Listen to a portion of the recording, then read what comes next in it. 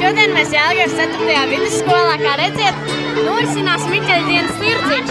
Bērni līdz 5. klasei tirgo savus labumus. Nu tad iesim paintervēt kādu un pajautāt, kā viņiem šodien klājas. Es skumtiņas kureņīga, tu kumeļu ganītājs, tu kumeļu ganītājs. Čau, bērni! Kā jūs šodien iet? Ko jūs te šodien darat? Sēžam pārdodat. Ko jūs pārdodat? Visu. Keksiņas, jā, un kas tie tādi ir? Žagariņi. Žagariņi? Nu, kā viņi taisīti? Tur ir pūda cukurs un... Vai jūs jau vairākas reizes piedalāties šajā tirdziņā? Jā, otro reizi. Tātad jūs esat 2. klasītē, jā? Četri. Nu, baigi forši. Un kā jums patīk šis pasākums? Paldies, ka jūs man atbildējāt. Lai jums veiks!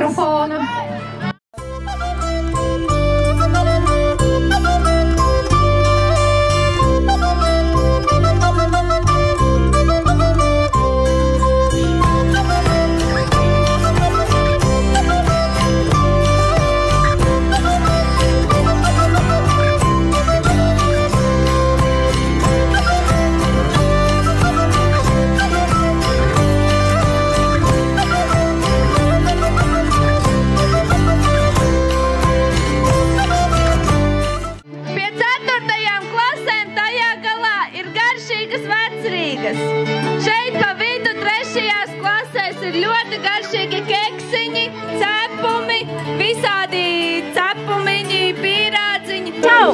Čau! Kā tev šodien iet? Labi! Kas tas šodien notiek skolā? Miķeļa dienas tirdziņš. Un kā tev patīk? Interesanti, daudz cilvēku. Var just, ka rudens tuvojas? Jā, arī ārā ir augstāks.